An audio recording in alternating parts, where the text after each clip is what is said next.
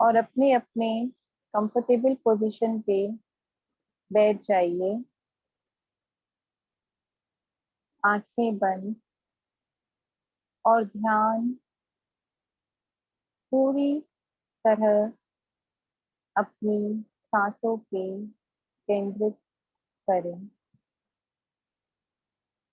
एक लंबी गहरी सांस लेते हुए महसूस करें आपके अंदर ऊर्जा आ रही है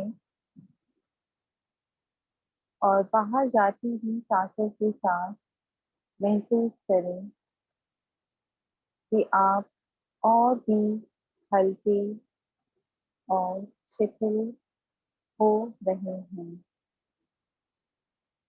फिर से एक लंबी गहरी सांस लेते हुए अपने मन की गहराइयों में उतरते हुए और गहरी और गहरी और गहरी महसूस करें कि आप जा रहे हैं और बाहर जाती हुई सांसों के साथ आप बहुत ही शिथिल, निर्मल और हल्के होते जा रहे हैं। अंदर आती हुई सांसें और बाहर जाती हुई सांसें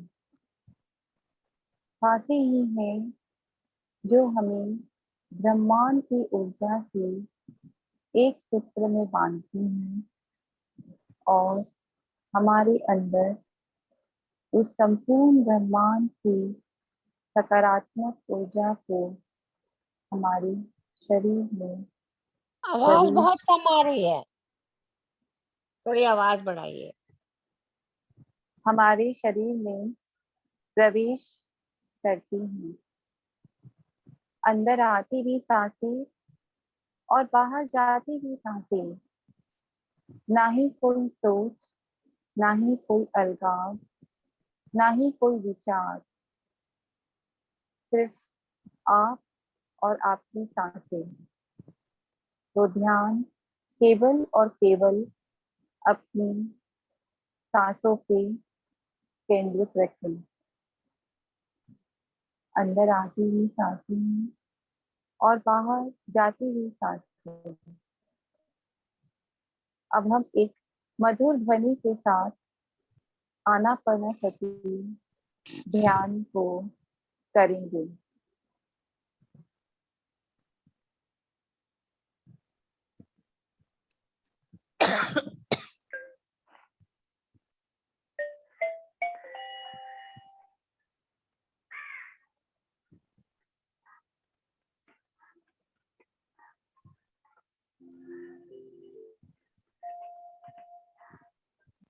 अपनी सांसों के साथ बने रहें।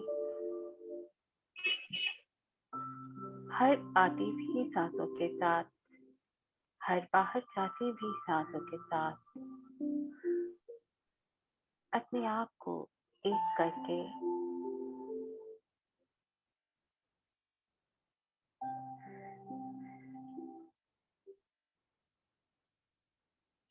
अपने अंदर गहरे और गहरे उतरते जाएं।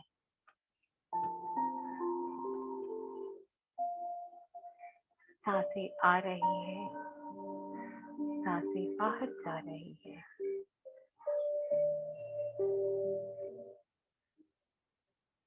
हर एक आती हुई सांस के साथ आप अपने अंदर और गहरे जा रहे हैं। अपने ही अंदर गहरे उतरते जा रहे हैं।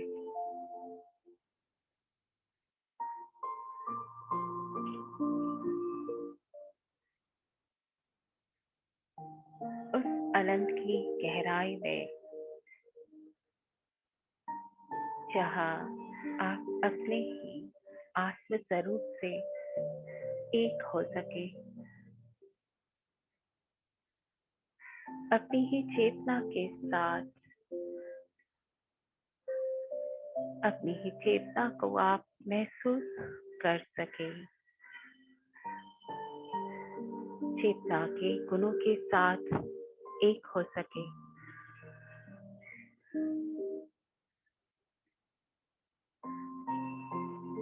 जुड़े रहिए अपने साथ।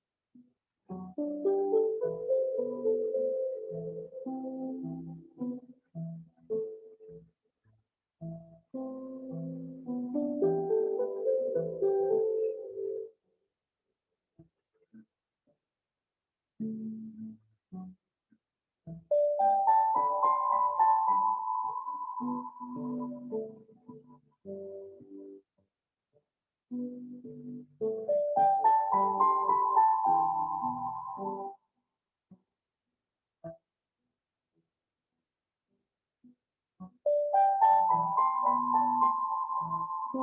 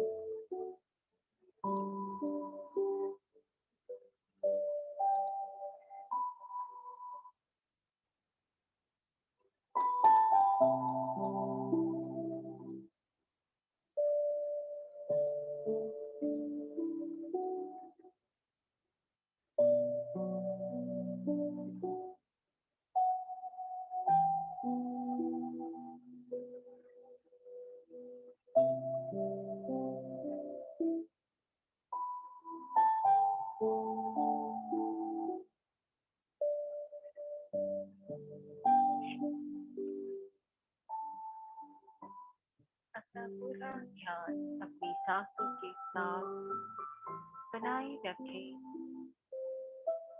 कहीं भी इधर उधर कोई भी विचार आए उन्हें आने दीजिए और चले जाने दीजिए।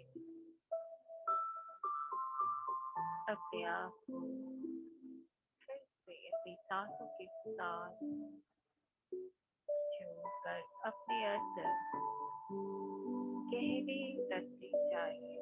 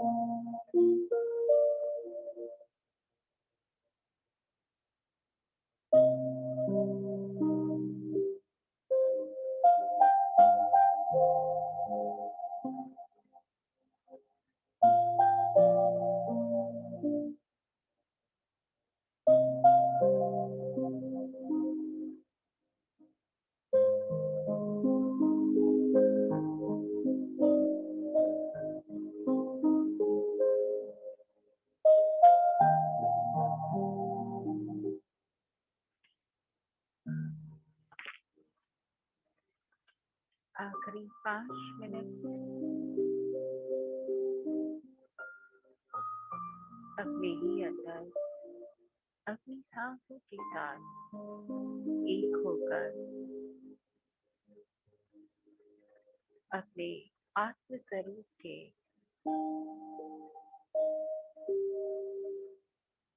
साथ ये आखिरी 5 मिनट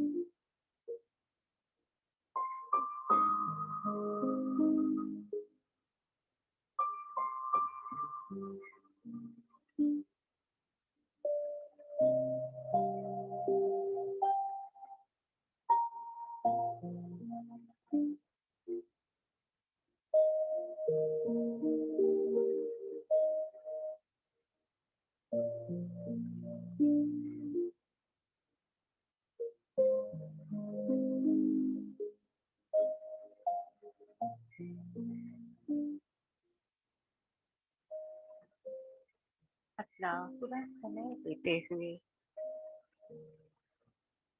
जब आप अपने आप को कंफर्टेबल महसूस करें, फिर से इस शरीर में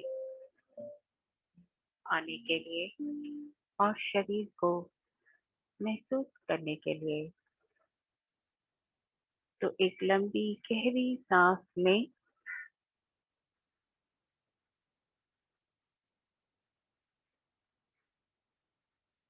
और अपने आप को फिर से इस शरीर पे महसूस करें।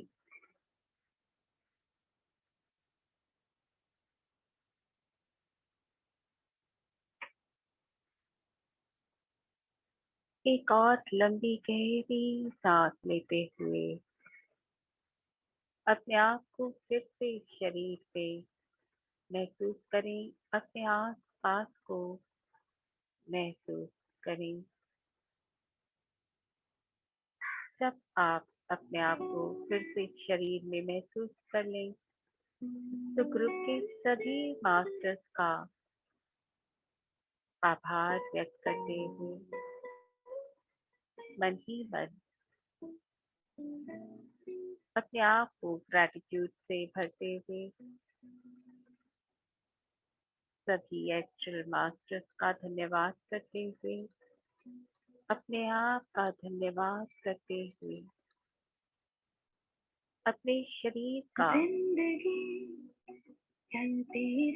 आभार व्यक्त करते हुए शायद मिले न तू कल की सुबह इस जो दिया ध्यान का अनुभव हम शरीर के द्वारा ही करते हैं, तो हमें अपने शरीर का धन्यवाद करना चाहिए। शुक्रिया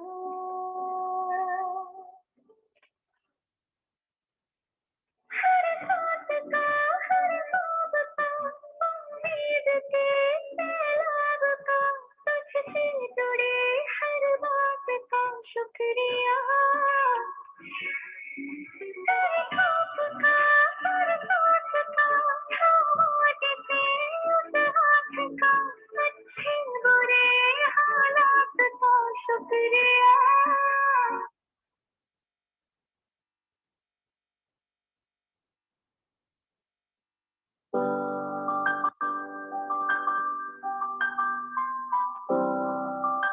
Each and every woman can save the vaccine at any time.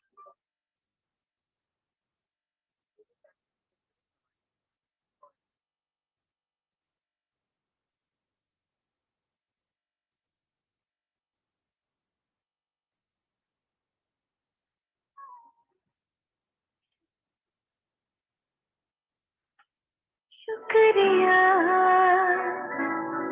शुक्रिया शुक्रिया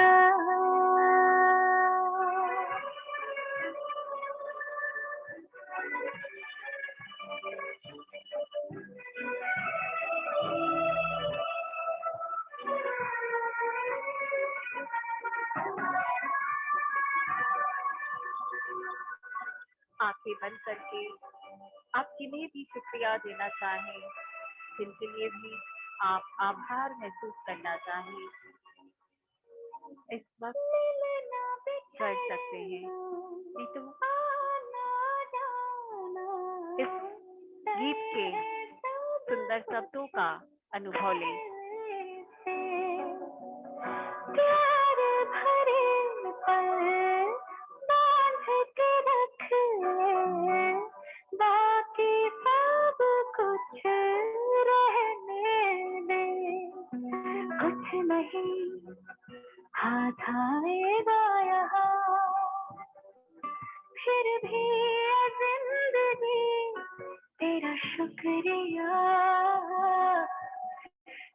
नहीं हाथ आएगा यहाँ,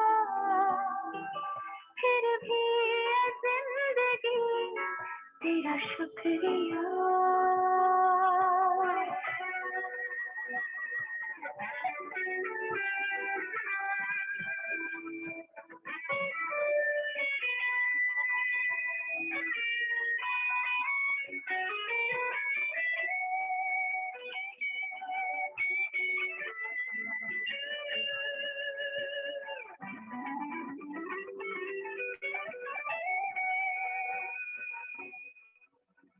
अलविदा, रहना तो खुश सदा, शायद मिलूं न मैं कल की सुबह। अलविदा, रहना तो खुश सदा, शायद मिलूं न मैं कल की सुबह।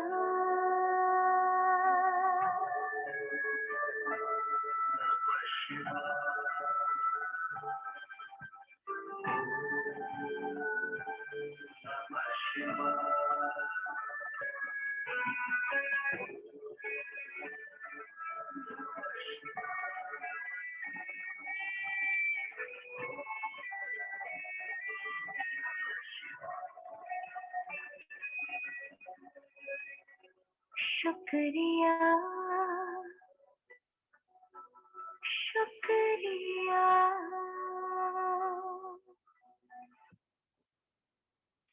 Thank you everyone. Thank you.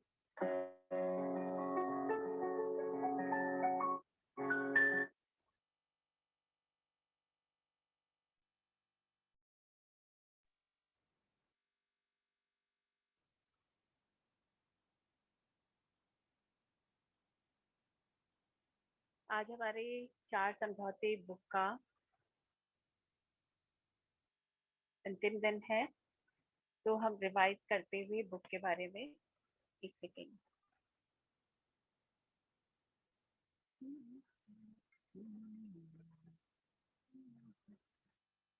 आप लोग सभी अपने को अपने आंखों पे और पूरे शरीर पर रखते हुए हाथों की ऊर्जा को महसूस कर लें।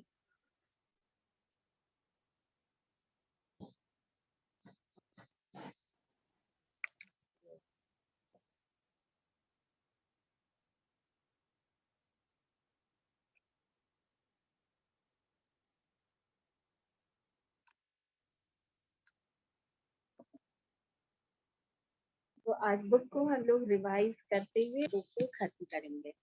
अभी तक हम लोगों ने इस बुक के बारे में जो भी पढ़ा, कोई शेयर करना चाहेंगे कि अभी तक आप लोगों को क्या याद है शुरू से अभी तक? यस मंजू जी, आपने पूरी बुक सुनी है? करुणा जी, आवाज बिल्कुल नहीं आ रही है, बहुत हल्की आवाज है। नहीं है, कुछ अच्छी सी बातें भी हैं इसमें।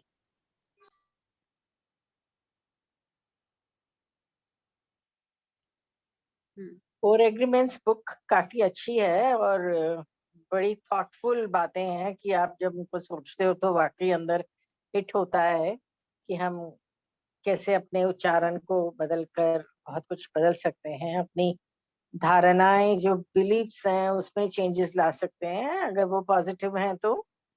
और अवेयरनेस आने के बाद हमें अपने आप को ट्रांसफॉर्म भी करना चाहिए और हम कोशिश भी करते हैं, लेकिन फिर मेरा हर बार एक ही क्वेश्चन मार्क होता है कि हम पूरी तरह से तो नहीं कर पाते, कम से कम मैं। Though I have understood the whole book, I have understood the concept of the book, but yes, we'll try it in the day-to-day life to transform ourselves for the betterment. बहुत फर्क पड़ा है, स्पेशली इन दिनों में ये पढ़ने के बाद, जब फियर फैक्टर इतना था, उस फियर से अपने आप को निकालने में भी, बिलीफ सिस्टम को बदलने में अच्छा लगा। स्पेशली आपका ये शुक्रिया, जिंदगी तेरा शुक्रिया, तो आज बहुत अच्छा था। बट एनीवे ये बुक अच्छी है और थरो रीडिंग अगर अपने आप भी करेंगे, हमने बुक्स तो ली हैं, तो और ज्यादा अच्छा लगेगा। That's what I gathered of all this. बिल्कुल सही बोला मंजू जी, आपने बहुत अच्छा बोला। तो मैं एक बार रिवाइज करते हुए इस बुक के बारे में फिर से कि ये बुक जो है, इसके अंदर में इसका नाम है जो 4 एग्रीमेंट्स। एग्रीमेंट्स यहाँ पर इसका मतलब क्या है? एग्रीमेंट्स मतलब ये है कि हम बचपन में जब जन्म लेते हैं, हम अपनी परिस्थितियों से, हम जिस समाज में जन्म लेते हैं, जिस एनवायरनमेंट में हम जन्म लेते हैं, और जो भी हमारे बड़े हैं, उन लोगों से जो हम सीखते हैं, वो हमारे अंदर हमारे थॉट्स के रूप में, हमारे बिलीव्स के रूप में इकट्ठे हो जाते हैं, और हम एक पूरा जीवन उन्हीं बिलीव के ऊपर बेस करके बिता के चले जाते हैं, क्योंकि हमें सही ज्ञान नहीं है, हमें सही नॉलेज नहीं मिलता। लेकिन जब कोई सही नॉलेज हमें मिल जाए, तो हम जीवन को उस तरीके से जी सकते हैं जब कि हम पूरे जीवन का पूरी तरीके से आनंद ले सके। और ये आनंद हम कब ले सकते हैं? जब हम अपने इन बिलीव्स, जो कि हमारे काम के नहीं है, बिलीव्स, देखिए धारणाएं, ऐसा नहीं है कि कोई चीज अगर हम जान रहे हैं तो वो गलत है, लेकिन वो गलत है या सही है, उसे जब तक हम आजमाएंगे नहीं, हम अपने ऊपर आजमाएंगे नहीं, हमें पता नहीं चलता। तो आज तक जिन बिलीव्स को हम लेकर के चल रहे थे, उनमें देखिए, हम जो एवरी पर्सन के अपने अलग अलग बिलीव्स हो सकते हैं, क्योंकि वो बिलीव्स हमारे एक समाज से, परिवार से, हमारी सिचुएशन से क्रिएट होते हैं, राइट। लेकिन कॉमन बिलीव्स जिसे कहते हैं, वो बिलीव्स हम सबके अंदर बहुत बुरी तरीके से हमें जकड़े हुए हैं। और ये कॉमन बिलीव्स कौन कौन से हैं? जो कि ये 4 समझौते के रूप में, ये 4 क्यों, 5 भी हो सकते हैं, 10 भी हो सकते हैं, ज्यादा भी हो सकते हैं, लेकिन यहाँ पर इस बुक में 4 कॉमन समझौतों के बारे में बता करके हमें जागरूक करवाने की कोशिश की गई है। इवन हम ये कहें कि इस बुक को पढ़ने के बाद हम जागरूक होते हैं, तो इसमें अतिशयोक्ति होगी नहीं।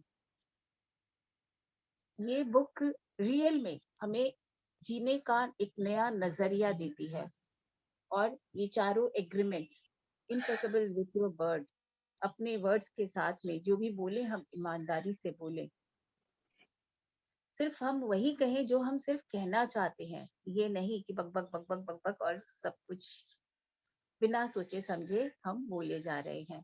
मतलब जो मैसेज मैं अगर आप लोगों को कोई मैसेज देना चाहती हूँ, तो उसी मैसेज को मैं आप लोगों के साथ कन्वे करूं, ठीक है ना। तो अभी तक हम लोगों ने जो भी सीखा, जो भी चीज जाना, उसके साथ में हम अपनी जागरूकता बढ़ा करके इन चारों एग्रीमेंट्स को हम फॉलो कर सकते हैं। समय लगेगा, कोई भी चीज जब हम प्रैक्टिस में अपने अंदर लाते हैं तो समय लगेगा, लेकिन इम्पॉसिबल बिल्कुल भी नहीं है। हम अपने माइंड को ये शब्द बोलेंगे ही नहीं कि ये इम्पॉसिबल है, हमें कोशिश करनी पड़ेगी। नो, आई एम डूइंग, मैं करके रहूंगी, मैं ये अपने अंदर ला कर रहूंगी। सिर्फ ये संकल्प शक्ति अगर हम अपने अंदर पैदा कर लें, तो हम आसानी से पार कर सकते हैं। अगर सोच लीजिए कि मुझे अगर दिल्ली जाना हो, कोलकाता टू दिल्ली, मैंने सोच लिया मुझे जाना है, मैं कैसे भी हो जाऊंगी ही ना, दिल्ली तक तो मैं पहुंचूंगी ही। मैंने सोच लिया है, मैं पहुंचूंगी ही। उसी तरह ये बिल्कुल भी इम्पॉसिबल नहीं है। यस मंजू जी, ये बिल्कुल भी इम्पॉसिबल नहीं है। हमने अगर सोच लिया कि हमें अपने आप में परिवर्तन लाना है, कोई नहीं बदल सकता, क्योंकि हमारे अंदर में किंतु परंतु रहता है। वो भी क्यों? क्योंकि हमारा जो माइंड है, लॉजिकल माइंड है, वो हमें बोलता है। जैसे कि मान लीजिए कि आज कोई एक रिक्शा वाला, जैसे मैंने आप लोगों को लास्ट टाइम भी एक उदाहरण दिया था, अगर रिक्शे वाले को बोले भाई तुम एक मकान खड़ा कर सकते हो, बोलेगा क्या बोल रहे हैं, है ना। तो हो सकता है कि हमें उसी तरह, उतना भी इम्पॉसिबल नहीं लगता होगा, लेकिन उस तरह हमें इम्पॉसिबल कहीं ना कहीं थोड़ी बहुत बातें लगती है, लेकिन कुछ भी इम्पॉसिबल नहीं है। Everything is possible. वो न एज के रिक्वायरमेंट मानता है न कुछ और। अगर आपने संकल्प कर लिया, आप किसी चीज से रुकने वाले नहीं हो। मैं अपने बारे में यही सोचती हूँ, मैं नहीं रुक सकती। अगर मैंने 100% संकल्प कर लिया तो फिर वो कंप्लीट होना ही है। तो अपने आप में ये ट्रस्ट, ये विश्वास हमें खुद पे रखना होगा। Yes, I can do. ठीक है।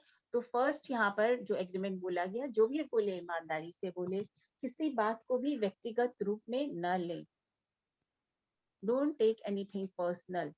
जैसे कि अगर मान लीजिए कि एक बच्चे को या बड़े को भी कोई एक जन को डांट पड़ रही है या कोई ऐसी बात बोली जा रही है और दूसरा उससे प्रभावित हो रहा है कि इसको जो बोला जा रहा है, या हम कई बार ऐसा ले लेते हैं कि ये बात मुझे सुनाने के लिए बोली जा रही है, या कुछ बात आपके साथ हो भी रही है, तो भी अगर हम उसको भीतर जाने के लिए अलाउ करेंगे अपने अंदर, मान लीजिए कुछ आपको कोई बुरा बोल भी दिया, तो अगर हम उसको अलाउ करेंगे कि मेरे अंदर में वो बात जाए, तो पर्सनली हम अपने आप को इफेक्ट करते हैं। तो अगर हम अपने आप को पर्सनली इफेक्ट नहीं करना चाहते हैं, तो एक सोचे हाँ ओके ये बात हो रही है, मुझे इसको अपने अंदर नहीं लेना है। हम एक दीवार अगर बना लेंगे तो वो दीवार पे उसके भीतर बात नहीं आएगी। तो वही चीज है कि हमें किसी चीज को पर्सनली नहीं लेना, अपने आप को उसमें जकड़ना नहीं है उन चीजों के साथ। इवन आई, यस गीता जी आप कुछ बोलना चाहते थे, मैं पढ़ नहीं पाई, मैसेज चला गया।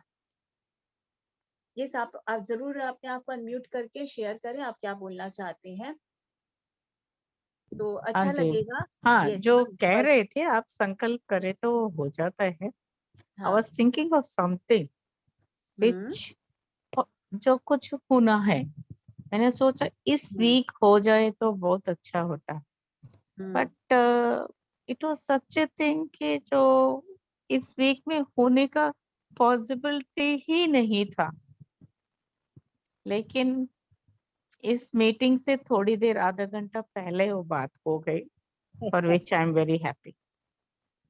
Yes. I'll tell you what it is later. Okay. तो ये It's a बिल्कुल very सही है। good thing which happened. Yes. Yes. Yes Geeta ji, ये बिल्कुल सही है, बिल्कुल क्योंकि हाँ। हमने अपने माइंड को बिल्कुल उस तरह से सेट कर लिया। अब जैसे कि कल मैंने बोला था आप लोग को, शायद कल बताया, परसों मुझे नहीं मालूम, अभी 2-3 दिन में ही बताया है कि हम सिर्फ अपने लॉजिकल माइंड को यूज करते हैं और वो 5% है। हमारा जो सब कॉन्शियस माइंड है वो 95% है। उन्हें उसे यूज करना हमें आता ही नहीं। जैसे अभी गीता जी ने उदाहरण दिया, उन्होंने अपने माइंड में सेट किया, तो ये कहाँ सेट किया, आपने लॉजिकल माइंड को हटा करके अपने सबकॉन्शियस में डाल दिया कि इसी वीक हो जाए तो अच्छा है, वहां टारगेट दे दिया और वो बात आपकी कंप्लीट हो गई। राइट। तो ये हमारा सबकॉन्शियस पावर है, जिस पावर को हमने यूज किया। Now you can use know कि how to use the subconscious power, जो आपको अब धीरे धीरे जैसे जैसे हम मेडिटेशन करने जाते हैं, हमारी ऊर्जा मतलब बढ़ने लग जाती है और हम अपने माइंड का जितना ज्यादा यूज करने लग जाते हैं। बिकॉज क्या होता है कि पहले हमारे जो भी एक थॉट होते थे, आज अगर आप चाहते हैं कि इस वीक हो जाए, उसके साथ में हम 10 चीजों को और जोड़ देते थे, माइंड नहीं समझता था। अब हमने उन 10 चीजों को सप्रेस करना सीख लिया बिकॉज ऑफ मेडिटेशन। मेडिटेशन के द्वारा हमें नहीं मालूम, लेकिन ये चेंज हमारे अंदर आता है। हम धीरे धीरे उस शांत करते हुए हमारा जो एक थॉट है उसको डाल दिया। जब एक थॉट रहेगा तो ऑटोमेटिकली वो जल्दी से मैनिफेस्ट हो जाएगा। राइट। यस, हो सकता है ना।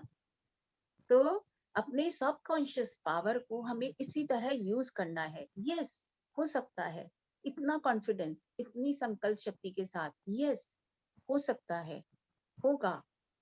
जब हम होगा बोल देंगे, हमने स्टैंप लगा दिया, दैट्स इट। गवर्नमेंट के स्टैंप लग जाए तो सब जगह पार हो गया ना। तो हमें अपनी स्टैंप लगानी है, अपने ही माइंड की। कोई भी हमें दूसरा थॉट लाना नहीं है, तो वो कंप्लीट होगा ही। तो जैसे कि इसके बाद में, अब ये सेकंड जो व्यक्तिगत रूप से लेना नहीं है, मतलब कोई भी घटना को हमें अपने अंदर में बस बंद खुले दरवाजे की तरह आ जाओ, चले जाओ, पूरे एक कचड़ा डस्टबिन है, घुस जाओ, नहीं। हमें किसी चीजों को पर्सनली उतना लेना नहीं है जो कि हमें अपने भीतर में पॉल्यूट कर सके, हम अपने आप को उस पॉल्यूशन से बचा सकें। इसके लिए हमें उस दरवाजे को बंद रखना है, अपने भीतर के दरवाजे के बीच में एक लाइन टांग के रखनी है, मुझे क्या डालना है नहीं डालना है, दैट्स इट।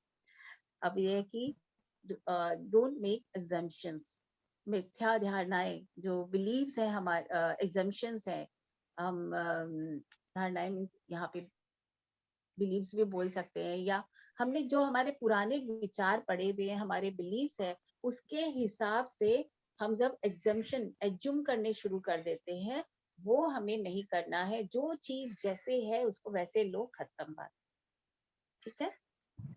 और हमेशा ऑलवेज गिव योर बेस्ट, हर समय पे, जैसे कि इस बुक में बताया गया है, हर समय हम बेस्ट का मतलब समझते थे ऑलवेज बेस्ट, ऑलवेज।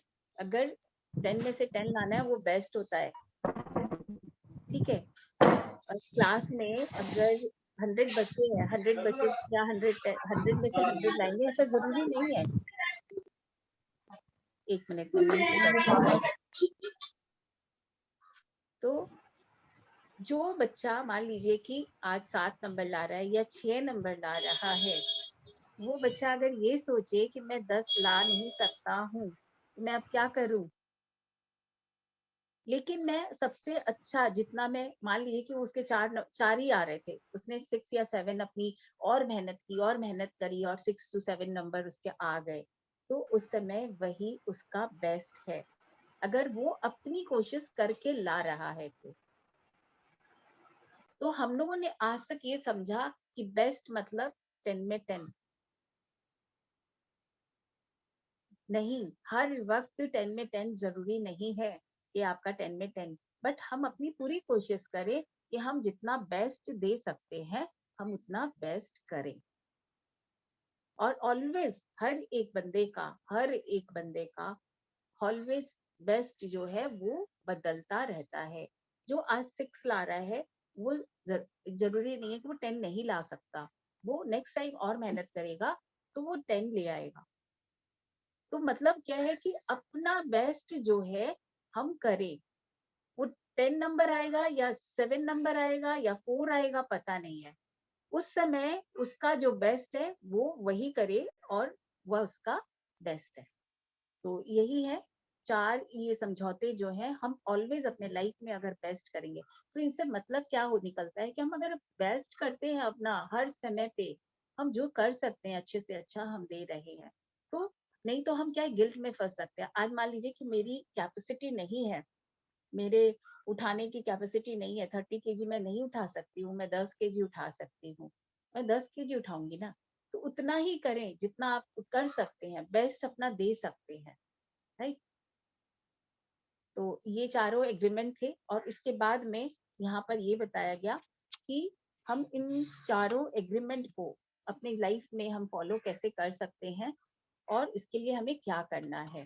तो उसमें सबसे पहली बात जो बताई गई वो था कि हम अपने अवेयरनेस को बढ़ाएं, अपनी जागरूकता को बढ़ाएं, क्योंकि अभी हम ऑटो मिनट मूड में जो हमने सीखा उसके हिसाब से हम चले जा रहे हैं, लेकिन अब धीरे धीरे जैसे जैसे हमारी अवेयरनेस बढ़ रही है, आप सभी को ये महसूस कर रहे हैं कि जैसे जैसे हमारी अवेयरनेस बढ़ रही है, हम इन चारों एग्रीमेंट को फॉलो कर रहे हैं, चारों एग्रीमेंट पे हम काम कर रहे हैं, क्योंकि आप लोगों ने अपने इन नए एग्रीमेंट्स को एक्सेप्ट करना शुरू कर दिया है। मुझे इसमें कोई दो राय है ही नहीं, मैं आप सभी के लिए 100% हूँ कि आप सभी लोगों की अवेयरनेस बढ़ी है और आप सभी इस पे काम करना शुरू कर चुके हो।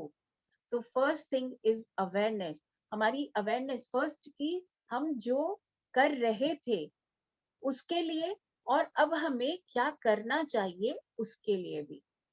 तो फर्स्ट थिंग इज अवेयरनेस, और जो फर्स्ट थिंग अगर हमारी अवेयरनेस बढ़ गई तो फिर हमारे अंदर ट्रांसफॉर्मेशन, हमारे अंदर चेंज लाना कहीं भी मुश्किल है ही नहीं, ये ट्रांसफॉर्मेशन हमारा होगा ही, राइट।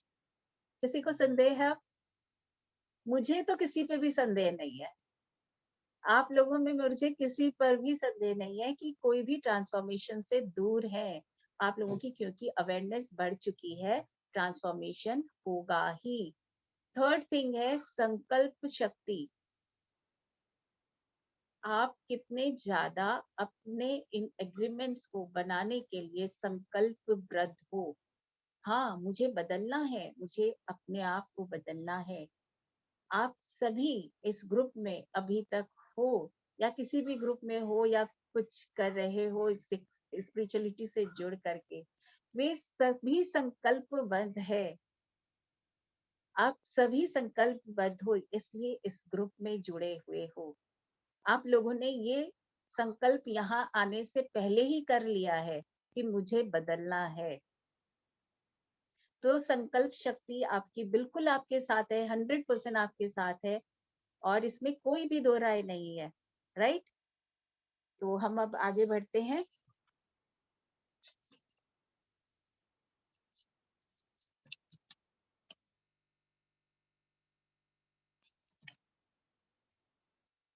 यहाँ पर कल उस दिन ये बताया गया था कि जब हम किसी चीज को बदलना चाहते हैं तो ऑब्वियसली हमारे सामने में बहुत सारी ऐसी चीजें घटनाएं होती है, हमारे खुद के बिलीफ जो हैं वो निकल करके सामने आते हैं। आप लोगों ने देखा है ना, सभी ने आपने बुद्ध की, आप लोग वीडियो चालू करके रखिए ना, गीता जी अच्छा लग रहा था आप चालू करके रखे थे। तो जब हमारी हमने भगवान बुद्ध के भी जो मूवी है उसको भी हमने देखा है, उसमें सीरियल में भी हमने देखा है। जब वो बिल्कुल मतलब इनलाइटमेंट जब उनका हो रहा था, या आप समझ लें कि कोई भी विश जो निकलता है उसके बाद में कहते हैं कि अमृत निकला, सागर मंथन हुआ तो पहले विष निकला और फिर अमृत निकला। तो जब कोई परिवर्तन में हम जा रहे हैं, किसी और परिवर्तन की हम सीढ़ी पर हैं, तो सबसे पहले हमारे सामने में बहुत सारी परेशानियां आएंगी। अगर आप स्पिरिचुअलिटी की राह में ठीक से काम कर रहे हो तो आप ये समझ लो, अगर आपके पास परेशानियां बढ़ी हैं, आप समझ लो कि आप सही राह पे हो। तो वही है कि जो सबसे पहले आपके फिजिकल हो, मेंटल हो, आपकी कुछ भी तरीके की परेशानी हो, वो पहले निकल के आएगी। यहाँ पर हमारी टेस्टिंग शुरू हो जाती है हमारी संकल्प शक्ति से। भगवान बुद्ध की जो इनलाइटमेंट की है स्टोरी, और उस जगह पर आपने देखा होगा कि जैसे ही वो इनलाइटमेंट के ध्यान में बैठ करके और जब जुड़ जाते हैं बिल्कुल हायर सेल्फ के साथ में और पूरा ज्ञान उनके आने लग जाता है, उससे पहले बहुत डरावनी डरावनी चीजें आती है कि वो उठ जाए, वो ध्यान न करे। तो वो सारी चीजें यहाँ पर भी जैसे बताया गया है कि सारे राक्षस परजीवी जितने भी ये हमारे पूरे अपने ही राक्षस हैं, हमारे ही मन के विकार हैं, वो सारी चीजें हमारे सामने में निकल निकल के आनी शुरू हो जाती है राक्षस के रूप में, इसमें यहाँ तक बताया है। और वो राक्षस ही बाद में ईश्वर के रूप में कह सकते हैं वो परिवर्तित हो जाते हैं, बिकॉज हमारी दृष्टि बदल गई है और सामने में जो डरावनी चीजें हैं वो बदलनी शुरू हो गई है। यहाँ पर वही बात बताते हैं कि वो सारे जो राक्षस हैं, कहीं मैंने पढ़ा था, जितने भी वो राक्षस हैं वो बदल करके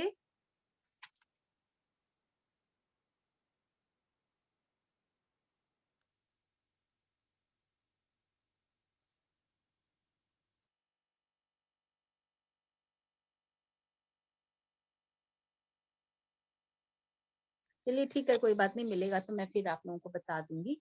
तो जो भी हमारे मन के विकार हैं, जितनी भी चीजें हैं, वो सारी निकल निकल के हमारे सामने परेशानियां फिर से आती है, क्योंकि हमें टेस्टिंग हमारी होती है। टेस्टिंग तो हमें टेस्ट तो हमें पास करना ही होगा, और जब हम टेस्ट में पास कर जाते हैं तब हमारा ट्रांसफॉर्मेशन बहुत फास्ट होता है। तो आपके जीवन में अगर कुछ भी परेशानियां आ रही है तो ये समझ लीजिए कि आपकी टेस्टिंग चल रही है, आपको रास्ते से हटना नहीं है। जिस रास्ते में आप चल रहे हो बिल्कुल सही रास्ते में चल रहे हो, उससे अब हमें अपनी अवेयरनेस के साथ पार करना है, जिससे कि हमारे अंदर ट्रांसफॉर्मेशन हो सके। इसके अंदर में भी जैसे बताया था, थर्ड सेकंड वाला जो था उस चैप्टर में पढ़ाया था कि बताया था ना कि जब मान लीजिए कि आप सुबह सुबह उठते हो और बहुत उत्साह से भरे हो, लेकिन आपके सामने में ही कोई आपके घर के लोग हैं या आपके मतलब जीवन साथी हैं, उनके साथ में कुछ झगड़ा हो गया, कुछ बातें हो गई और फिर हमारे पूरी ताकत से हम उसके साथ में झगड़ा कर लिए और दुख में चले गए, ठीक है ना। तो अगर हमने झगड़ा भी कर लिया, मैं तो कहती हूँ झगड़ा भी कर लिया, तो उस झगड़े को भी एंजॉय करें और फिर उसके बाद में अपने पास से उन सारी चीजों को निकाल करके अपने आप को देखें कि ओके मैंने यहाँ गलती करी, फिर उसको सुधारें। हो गया, अब उसके लिए हमें गिल्ट में नहीं रहना, मुझसे झगड़ा हो गया, बस काम खत्म। अब उस गिल्ट में रहना है नहीं, हमें अपने आप को सुधारना है कि नेक्स्ट टाइम मेरे सामने में कोई ऐसी सिचुएशन आए तो मुझे कैसा बिहेव करना है। तो ये है सेकंड अवेयरनेस में बढ़ाने का, क्योंकि एकदम से हमारी अवेयरनेस नहीं बढ़ेगी, हमारा रिएक्शन आएगा ही, बाहर निकलेगा ही, लेकिन जैसे ही हमने बाद में हमने सोचा, अवेयरनेस को बढ़ाया, तो फिर हम नेक्स्ट जब आगे बढ़ेंगे तो हमारा ज्ञान भी हमारे साथ होगा। वो कहीं बाहरी ज्ञान नहीं होगा, हमारा खुद का ज्ञान होगा, क्योंकि मुझे ऐसे बिहेव करना है, इस तरह से मुझे बिहेव करना है। तो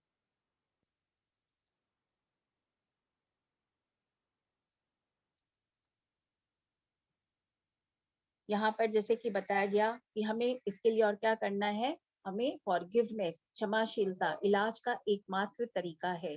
हमें इसलिए माफ कर देना चाहिए क्योंकि हम खुद पर दयावान होना चाहते हैं।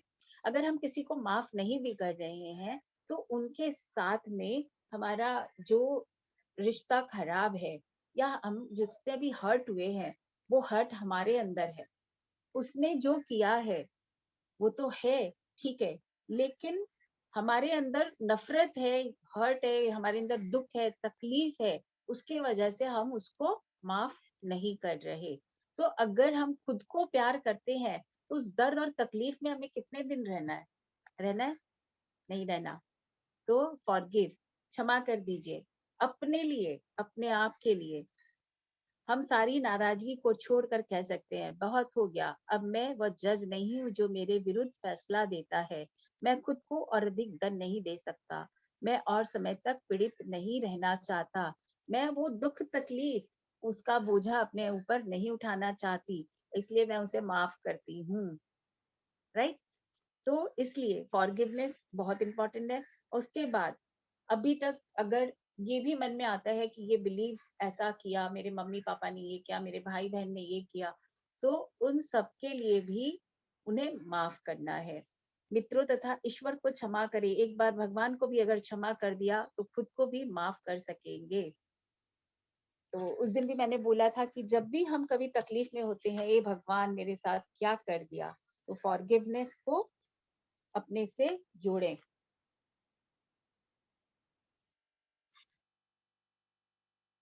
आत्म स्वीकृति शुरू करें। आप जैसे भी हैं, अपने आप को फॉर प्यार करना, self love is very necessary. जब तक अगर हमारा सेल्फ लव, आप ये सोचो कि अगर हमारा सेल्फ लव खत्म हो जाता है तो हम सुसाइडल इफेक्ट तक भी चले जाते हैं। तो सेल्फ लव नहीं होने के वजह से ही कोई सुसाइड अटेम्प्ट करते हैं, या फिर एक्सीडेंट तक भी हम अट्रैक्ट कर सकते हैं, बिकॉज हमें अपने जीवन से प्यार नहीं है। और बीमारियों के, जैसे कि हम you can heal your life, ये बुक हम लोग पढ़ेंगे, हमारे बीमारियों के सारे कारण हमारे इमोशन से कनेक्टेड होते हैं, हमारी ही भावनाओं से कनेक्टेड होते हैं। तो इस बुक में एक्चुअली बोला जाए तो हमारी सारी भावनाओं से रिलेटेड काम करने के लिए हमें प्रोत्साहित किया है। और इसमें 1 बाय 1 स्टेप्स, पहले ये सारे हम करेंगे ना, तब फिर क्या होगा कि हम अपनी भावनाओं को अ, अच्छे से रिलीज कर सकेंगे। क्योंकि अगर मान लीजिए कि आपने कोई अपनी भावना को समझ भी लिया कि मुझे गुस्सा नहीं करना चाहिए, लेकिन वो गुस्से का आपको इफेक्ट रहेगा, कहीं ना कहीं आपको गुस्सा आएगा ही, लेकिन हमने अपने आप में अगर पूरी तरह ट्रांसफॉर्मेशन कर लिया ना, तो हमें एक इमोशंस के ऊपर काम करने की जरूरत नहीं पड़ेगी, हमारे सारे इमोशंस हमारे बॉडी से खाली हो जाएंगे।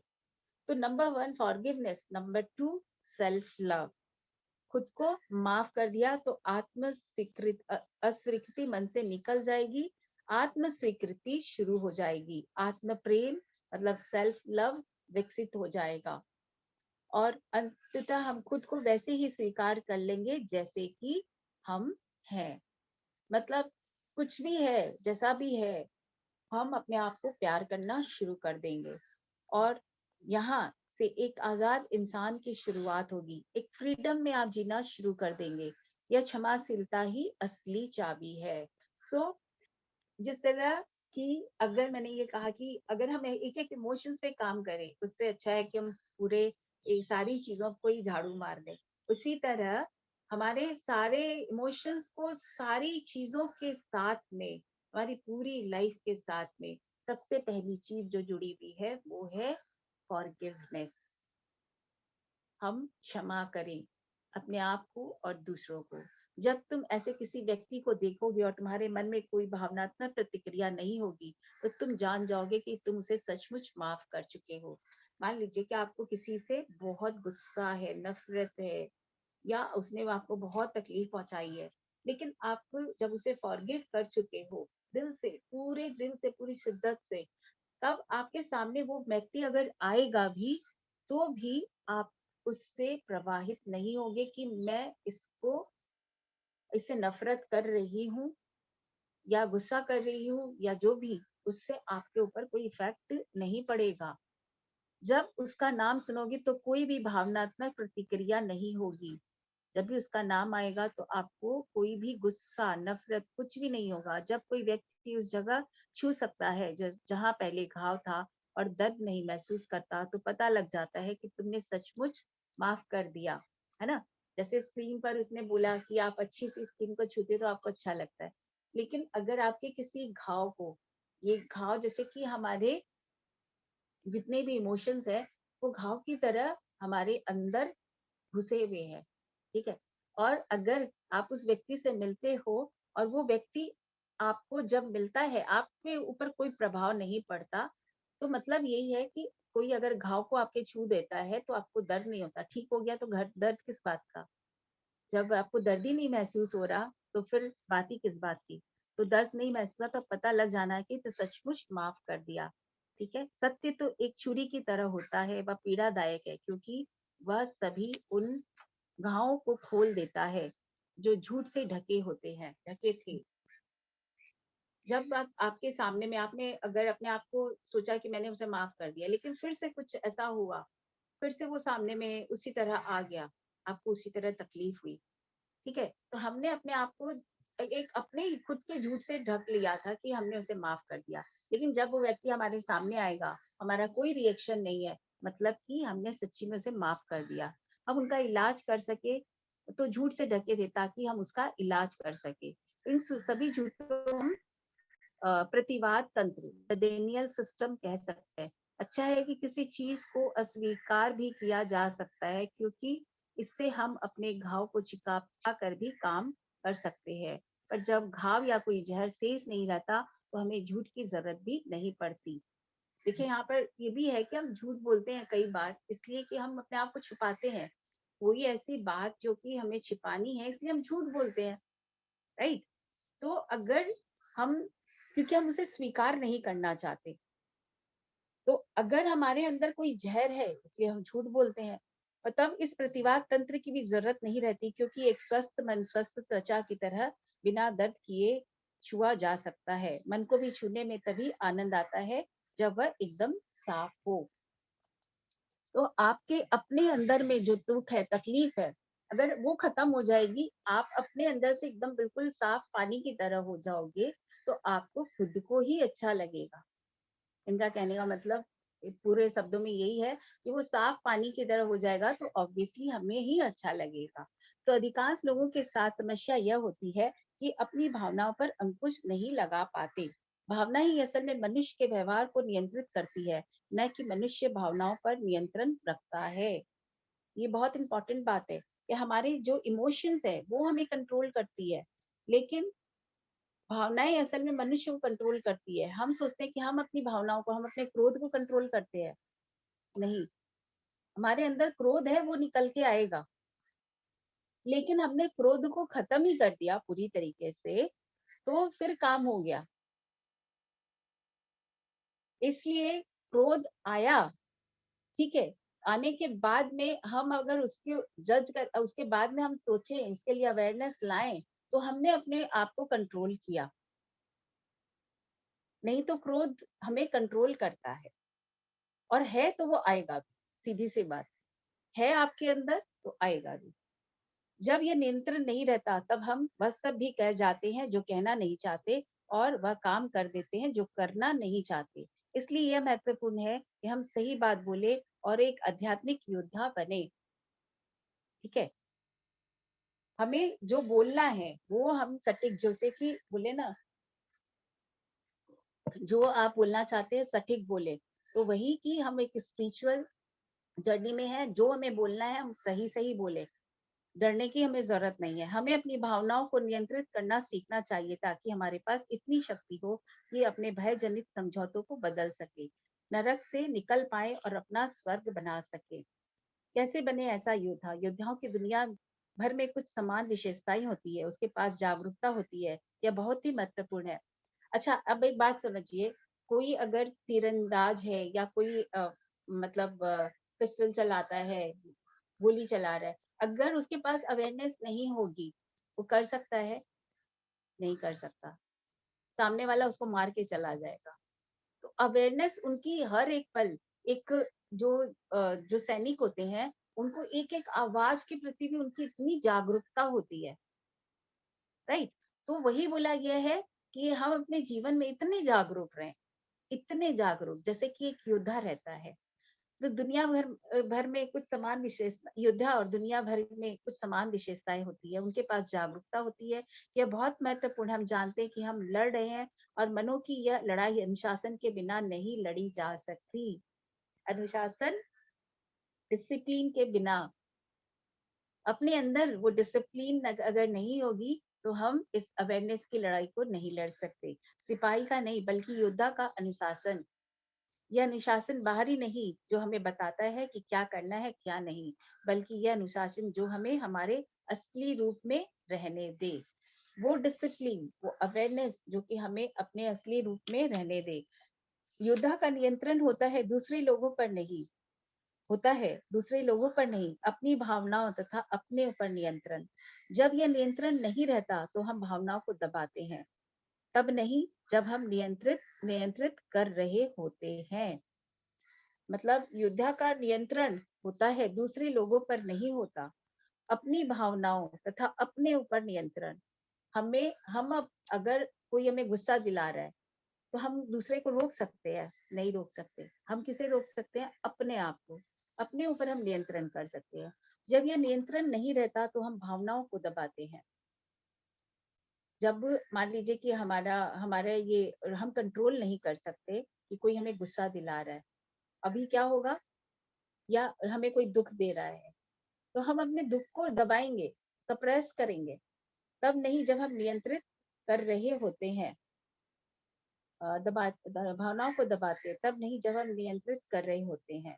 एक योद्धा अगर मुझे कोई तकलीफ ना पहुंचाए, अगर हमारे पास वो अवेयरनेस है, वो कंट्रोल है, तो फिर हमें अपनी भावनाओं को दबाने की जरूरत नहीं पड़ेगी, उस दुख को हमें सप्रेस करने की जरूरत नहीं पड़ेगी। एक योद्धा तथा एक पीड़ित के बीच बड़ा अंतर यही है। वही बात है कि हम पीड़ित, मतलब हम अपने आप को सप्रेस कर रहे हैं, अपने दुखों को सप्रेस कर रहे हैं, तो हम पीड़ित हो रहे हैं, हम विक्टिम बन रहे हैं, ठीक है। लेकिन जहां हम योद्धा की तरह, मतलब इस अवेयरनेस के साथ हैं और उसको tata bye bye, tata bye bye, ठीक है, तो हमें इफेक्ट नहीं होगा। हम जब अपने अपना दरवाजा हमने बंद कर रखा है, तो हमारे अंदर कोई भी इस तरीके की फीलिंग, इस तरह की भावनाएं नहीं आएंगी जो कि हमें कंट्रोल कर सके, हमको पीड़ित कर सके। जबकि योद्धा उससे बचता है। यही बात है, पीड़ित इसलिए दबा लेता है क्योंकि वह भावनाओं को प्रकट करने में डरता है, कहने में डरता है। हम सप्रेस्ड होते हैं, अपने फीलिंग्स को, हम अपनी बातों को कह नहीं पाते हैं, और उस तकलीफ को अपने अंदर में दबा करके रख लेते हैं, ठीक है ना। तो जैसे कि मैंने आप लोगों को बोला कि हमारी भावनाओं की वजह से, हमारे इमोशंस की वजह से हमें बीमारियां होती है, तो just because of this this suppression की वजह से हम अपने आप को जब सप्रेस्ड करते हैं, हम अपने आप में दबा के रखते हैं, तो हमारे अंदर में बीमारियां हो जाती है। बचना दबाने से कुछ भिन्न है ना। बचने का मतलब है कि भावनाओं को रोक कर रखना और जब उपयुक्त समय हो तब व्यक्त करना, न उससे पहले न बाद में। इसलिए योद्धा हमेशा सही होते हैं, उनका अपनी भावनाओं तथा अपने व्यवहार पर पूरा नियंत्रण होता है।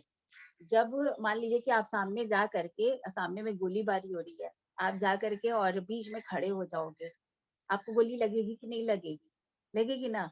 लेकिन आप अगर समझदार योद्धा होगे, समझदार सैनिक होगे, तो आप क्या करोगे? चुप करके दूसरी जगह अपनी एक सिचुएशन बनाओगे और उस सिचुएशन से सामने में लड़ाई करोगे। जब समय आएगा तब आप गोली चलाओगे। ठीक है, तो यही बात है यहाँ पर कि आपका जब समय आए तब आप उसको निकालो। मृतकों की दीक्षा, मृत्यु के देवता को गले लगाना निजी स्वतंत्रता हासिल करने का आखिरी रास्ता है। खुद को मृतक की दीक्षा के लिए तैयार करना, मृत्यु को अपना गुरु मानना। मृत्यु का देवता ही जो हमें सिखा सकता है, वही वास्तव में सच्चा जीवन है। हम ये जान जाते हैं कि हम किसी भी पल मर सकते हैं, बस यही पल है जिसमें हम जीवित हैं। सच तो यही है कि हम नहीं जानते कि क्या हम कल जीवित रहेंगे, कौन जानता है। हम तो यही सोचते हैं कि हमें तो अभी बहुत वर्षों तक जीना है, पर क्या यह सचमुच जानते हैं? राइट। तो अभी कल क्या होगा किसी को क्या पता। अभी जी लो, जो करना है करो, खुश होके enjoy life. Life is celebration. जब हम सच को जान लेते हैं कि मृत्यु वो कभी भी आ सकती है, कभी भी हम मृत्यु के सामने जा सकते हैं, तो फिर हमारा लाइफ जीने का तरीका बदल जाता है। अरे जो होना है वो तो होगा ही। मैं आज क्यों जीना छोड़ दूं, मर मर के मैं आज क्यों जीऊं? राइट। अगर अस्पताल जाने पर डॉक्टर हमें कहे कि बस 1 सप्ताह ही और जी सकोगे, तो क्या करेंगे? हमने पहले भी कहा है, हमारे पास 2 विकल्प है। एक तो दुख सहना, हम मरने वाले हैं, और सबको यह कहना कि हम तो मरने वाले हैं, और एक बड़ा नाटक रच देना। दूसरा विकल्प यह है कि हर पल खुशी से बिताएं और वह करें जिससे खुशी मिले।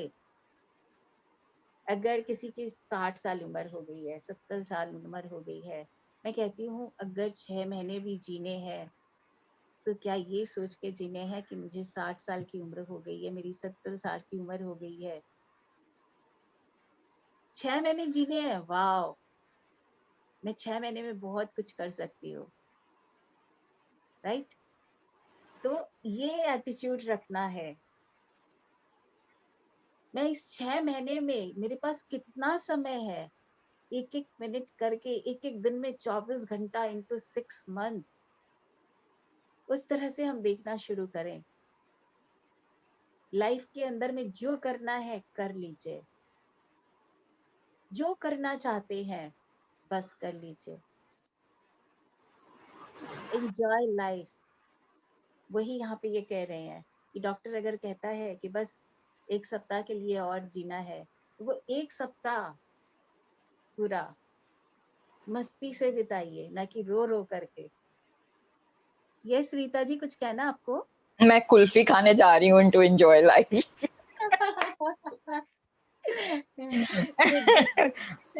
सॉरी आज मैं लेट ज्वाइन किया। कोई बात नहीं, मुझे आपने एक मैसेज कर दिया ना, इसलिए मैंने तैयारी कर ली थी यहाँ पे, तो कोई दिक्कत नहीं है। यस।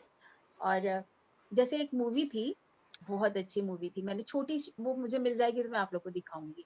तो उसमें क्या होता है कि एक लेडी रहती है और उसके हस्बैंड है ना, उसको हर समय पे उसको टोकने की आदत रहती है, बहुत दुखी रहती है।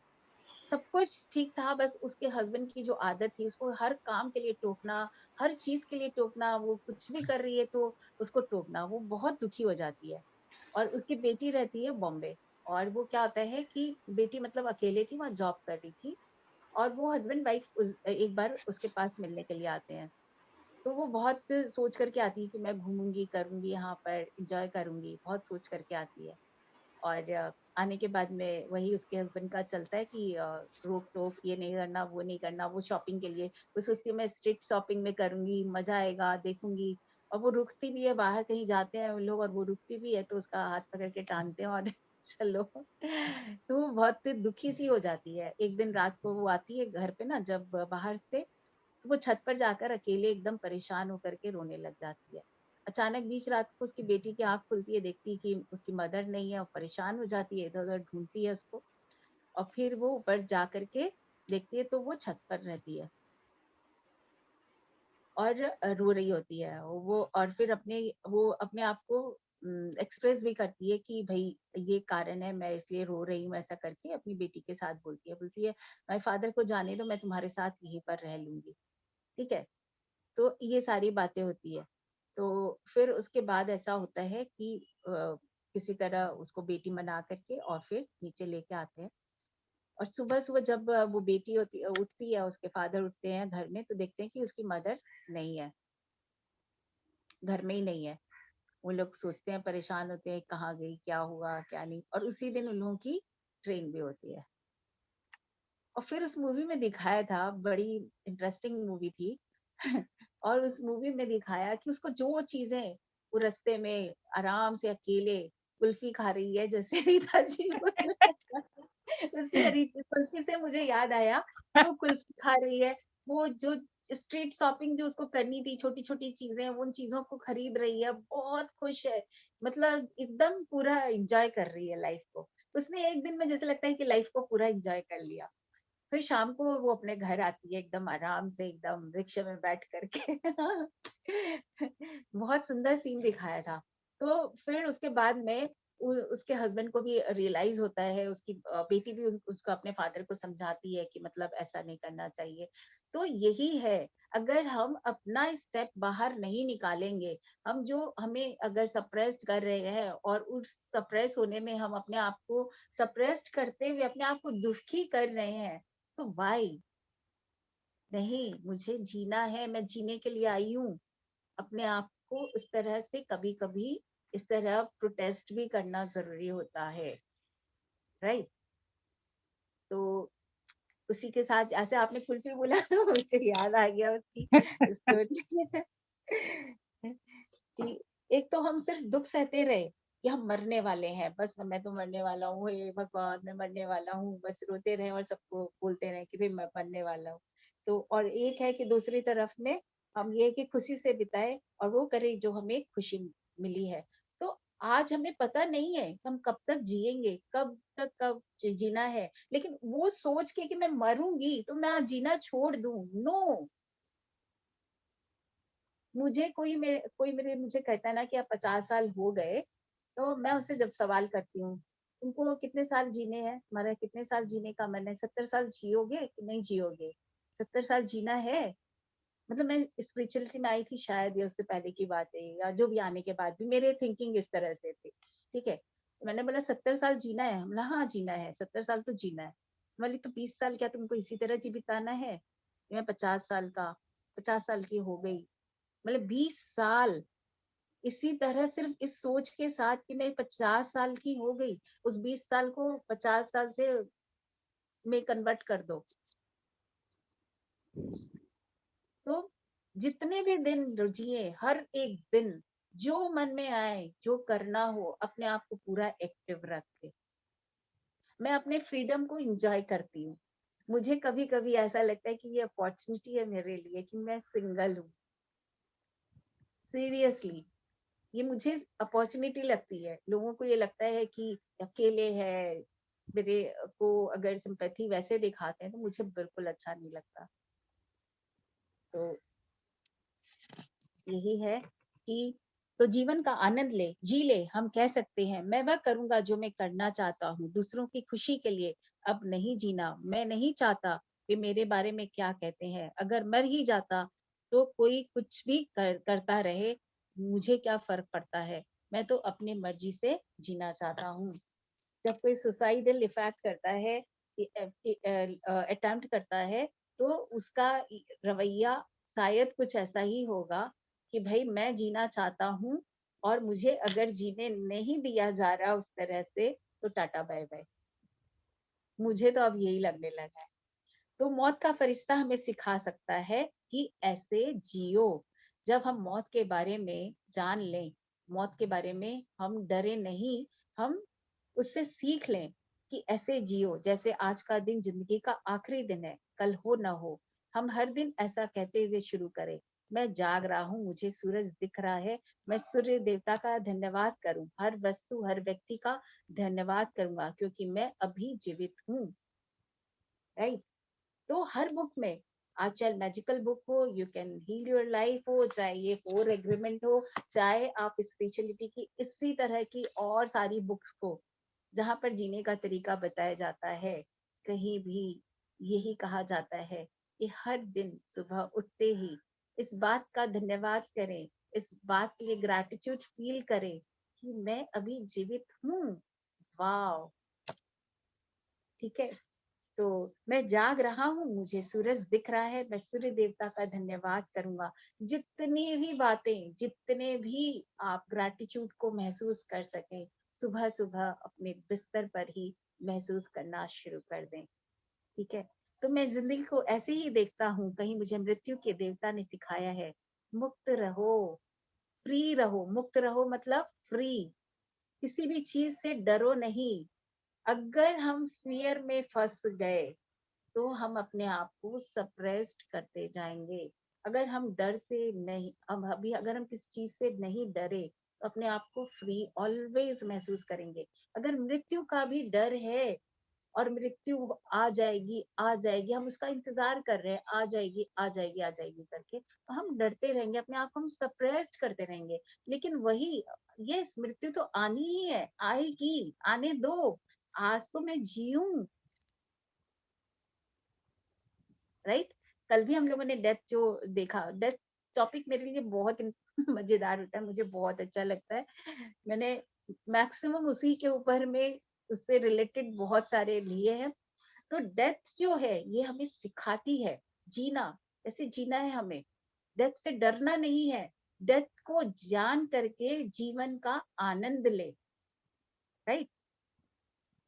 मैं जिनसे प्यार करता हूँ उनसे प्यार ही करता हूँ, क्योंकि कौन जाने यह मेरे जिंदगी का अंतिम दिन हो, जब मैं तुम्हें बता सकूं कि मैं तुम्हें बता सकूं कि मैं तुमसे कितना प्यार करता हूँ। पता नहीं फिर मिले कि नहीं, फिर लड़ना क्यों। अगर कहीं मेरी तुमसे लड़ाई ही हुई होती तो मैंने सारा भावनात्मक जहर तुम पर बिखेर दिया होता, तुम अगले दिन मर जाते, धत फिर क्या होता। मान लीजिए कि आज किसी से झगड़ा हुआ, कल उसकी डेथ हो गई, तो हम क्या सोचेंगे, ओह कल मैंने उससे लड़ाई की, आज उसकी डेथ हो गई। होगी ना मन में तकलीफ। तो वही यहाँ पर ये बोल रहे हैं कि डरना क्यों। अब मुझे तो अब ये लगता है कि सोल प्लानिंग और यह सारी चीजों के साथ में मुझे तो अब ये लगता है कि हम लोग नेक्स्ट बर्थ में मिलेंगे भी या नहीं मिलेंगे। अगर इस जन्म में हम मिले हैं तो चलो छोड़ो, चलो हो गया जो हो गया, नहीं हो गया, लड़ाई झगड़ा हो भी गया, सब कुछ हो गया, और दिल से माफ करना फिर बहुत आसान हो जाता है। मैं झगड़ा भी करती हूँ, मैं बहुत झगड़ा करती हूँ, ठीक है, लेकिन मैं दिल से पूरी तरह माफ भी कर देती हूँ।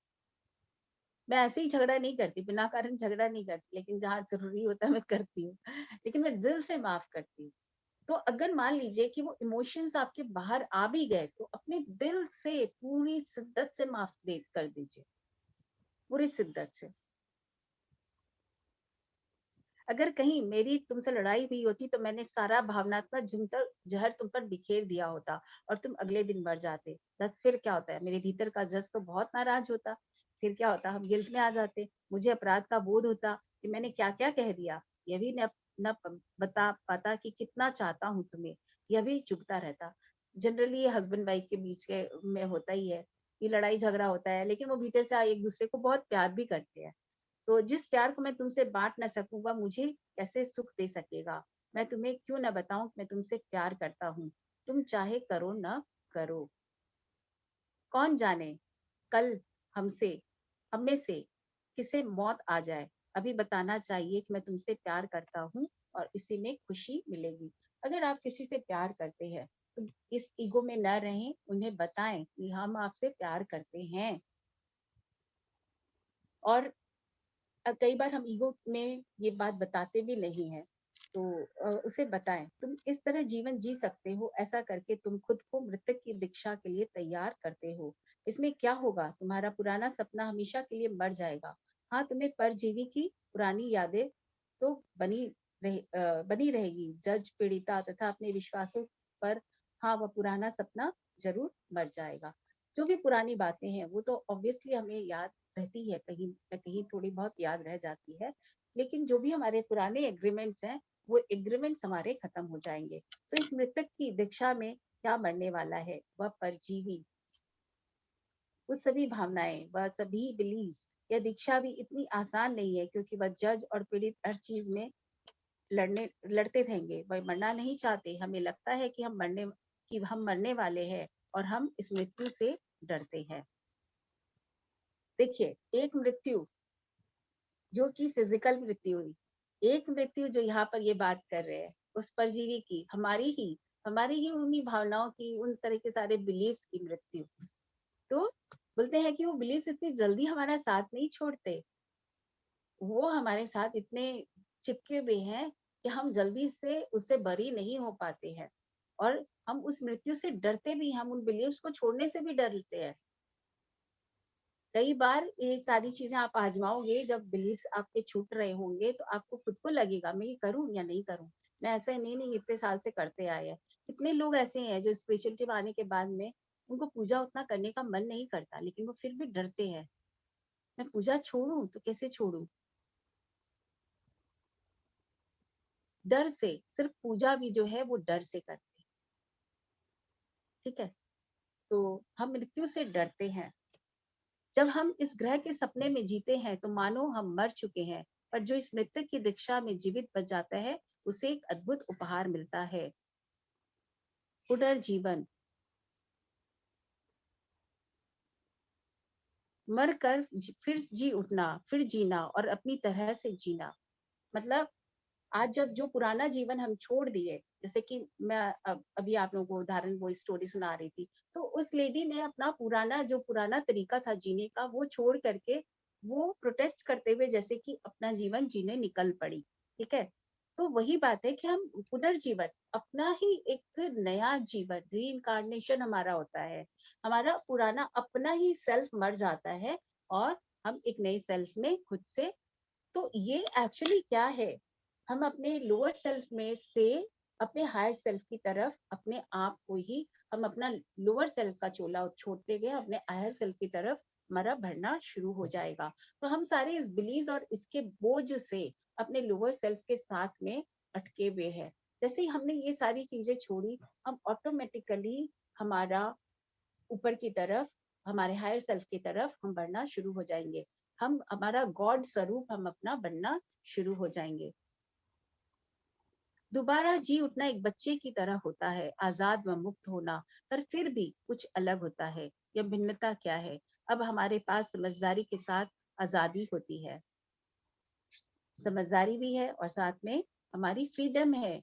मतलब हमने अपने आप को जो जकड़ रखा था, उस जकड़न से हम निकल करके अपनी फ्रीडम को एंजॉय करते हैं। अब मासूमियत नहीं होती, जैसे कि मैंने बोला हमें बच्चे बनना है, लेकिन क्या है उसमें फर्क, क्या है इस बच्चे में क्या फर्क है? वो बच्चा मासूम था, अनभिज्ञ था, उसकी इंटेलिजेंट पावर नहीं थी। आप क्या हो? मासूम नहीं, मासूमियत नहीं होती आपके अंदर में, वो भोला, वो मतलब चीजों को ऐसे ही लेने की वो चीज नहीं होती। आपका इंटेलेक्ट है, आपकी बुद्धि है, और उस बुद्धि के अंदर में वो एक बच्चा है जो कि पूरी तरह से अपने जीवन को जीने के लिए तैयार है। अब हम अपनी सारी शिक्षा को तोड़कर फिर से आजाद हो सकते हैं, अपने मन का इलाज कर सकते हैं। जब भी अगर कोई परेशानी आई, कुछ भी हुआ, उसका हम खुद से इलाज कर सकते हैं, बिकॉज वी नो कि हमें ये नहीं चाहिए, इसको हम कट करते हैं, ये हमारे जीवन से अलग है। इस मृत्यु के देवता के सम्मुख समर्पण कर देते हैं, ये जानकर कि वह परजीवी मर जाएगा और हम जीवित रहेंगे, एक स्वस्थ मन और तर्क के साथ। ठीक है, मृत्यु के देवता के सम्मुख समर्पण कर दे और ये जानकर कि वह परजीवी मर जाएगा, कि जो भी भावनाएं, ये सारी चीजें हैं, मुझे इनको रख करके कोई फायदा नहीं है।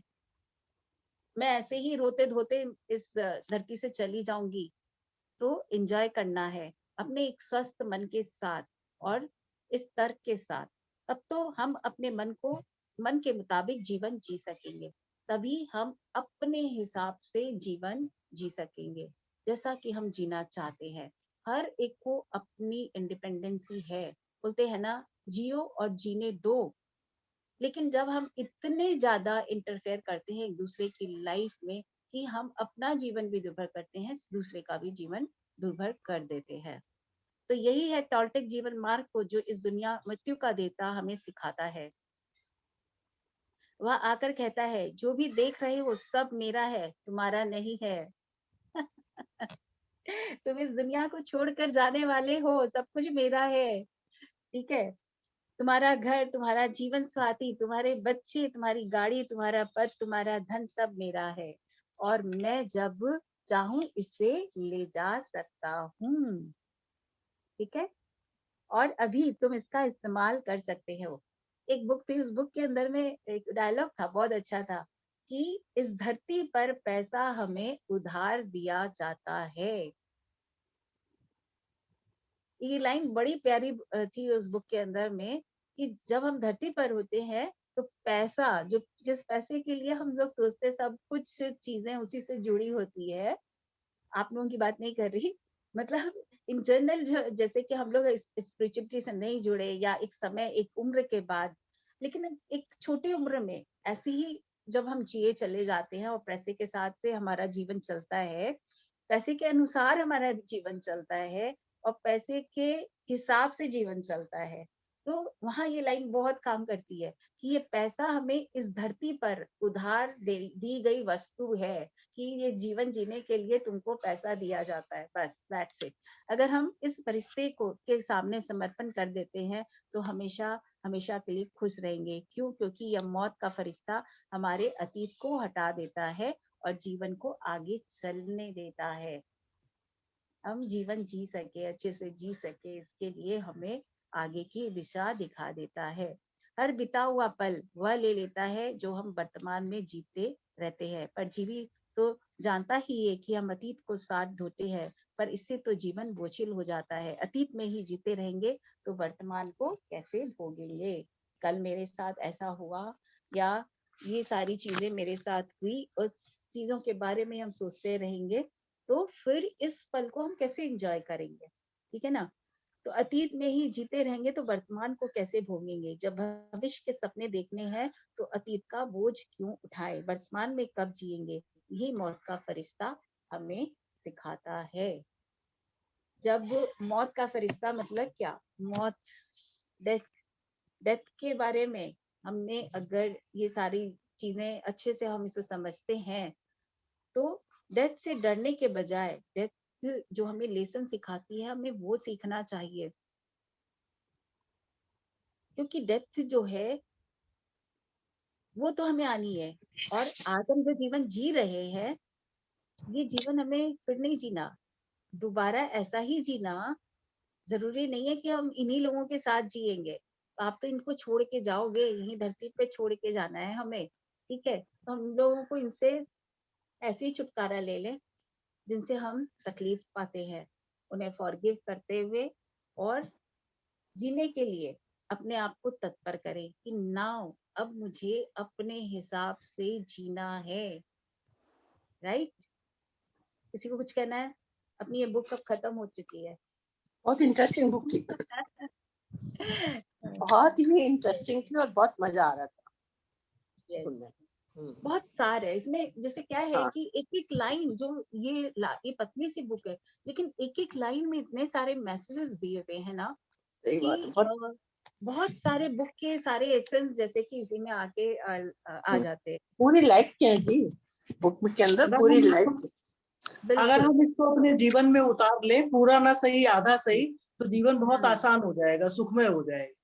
बिल्कुल बिल्कुल बिल्कुल। मानेंगे तो बहुत कुछ है, बहुत कुछ है इस बुक में सीखने के लिए। हाँ, एक एक चीज में सार भरा हुआ है, हर वाक्य में, हर सेंटेंस में इसमें अपनी अनुभूति दे रखी है, हम कैसे जीवन जिएंगे, कैसे किसको। और मौत के बारे में तो बहुत ही अच्छा बताया, खुल के जियो, जो समय है उसको अच्छी तरह एंजॉय करो, कल का पता नहीं, जो आज है उसमें एंजॉय करो, बस जो होगा देखा जाएगा। आज तो हमारे सामने, कल किसने देखा है? सही बात है, इंटरेस्टिंग है किताब। वापस किसी ने देखा नहीं, कल क्या होगा? अच्छी लगी मैडम आपकी किताब। तो आज है जी भर जियो।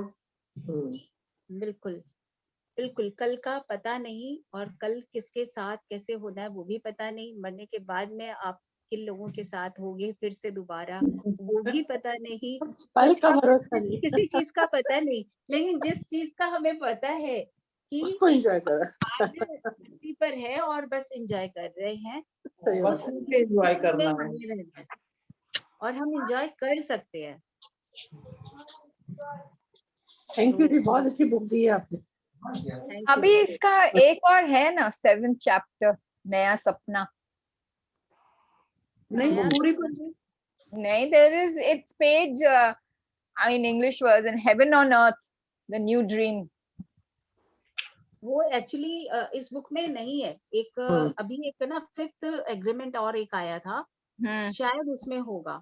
आपकी बुक I में, have it here. हाँ, है मेरे पास। हाँ, तो वो अगर आपकी बुक में है तो वो आप शेयर कर सकते हो हमारे साथ में। आप उसको ट्रांसलेट करके और हम लोग बताते जाना।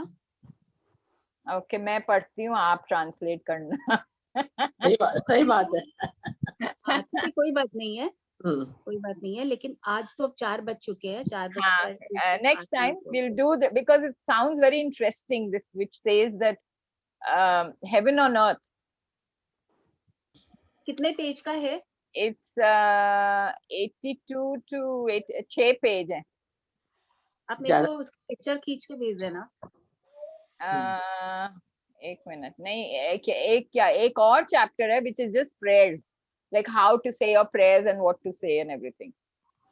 3 पेज के हैं दोनों चैप्टर्स। अच्छा, 3 के है ना?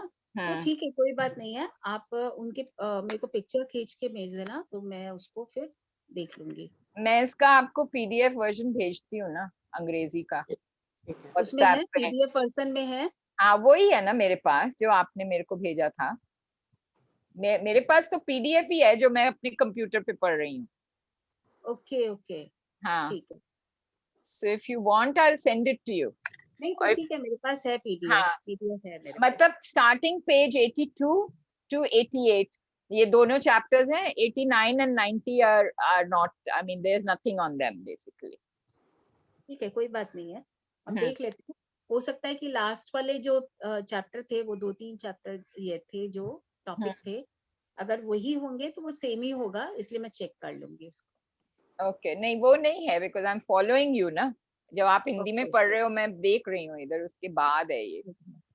ठीक है, तब मैं इसको देख लूंगी। ठीक है, okay friends, thank you very much. Thank you very much. Very interesting today. Please आप लोग अपना जो अनुभव रहा है इस बुक के साथ में उसको ग्रुप में शेयर करें।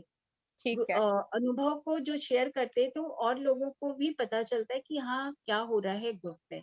जो लोग अपने अभी नहीं है ग्रुप में नहीं आ रहे हैं, ज्वाइन नहीं कर रहे हैं, उनको भी पता चलेगा। ठीक है। तो अपने अनुभव को शेयर करें, और अपने अनुभव को आप शेयर करेंगे तो आपको भी अच्छा लगेगा। जैसे कि आज शुरू में किसने बोला था? मंजू जी ने। हाँ, यस, मंजू जी भी आज निकल गए हैं, तो मंजू जी को भी मैं बोल दूंगी, ग्रुप में डाल दूंगी। तो अपना एक्सपीरियंस उन्होंने शेयर किया, तो उतने सी लाइन में उन्होंने सब कुछ अपना बता दिया कि इस बुक में क्या एसेंस है, राइट?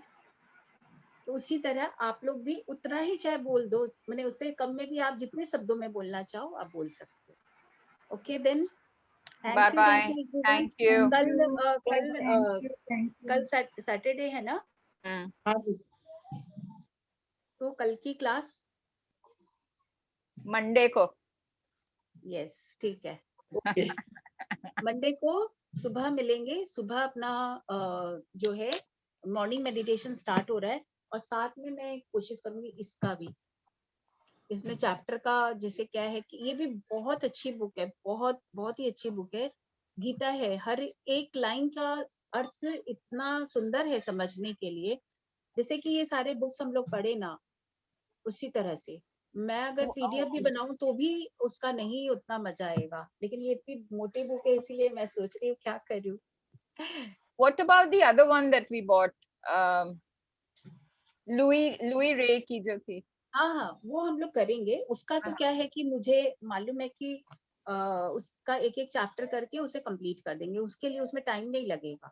ओके, ठीक है। उसमें टाइम नहीं लगेगा, वो हम लोग दिन में करेंगे, वो चाहे जब भी करो। जैसे मैंने ये आप लोगों को बुक मंगवा ली थी, बट हम हाँ, लोग ने काफी टाइम बाद में किया।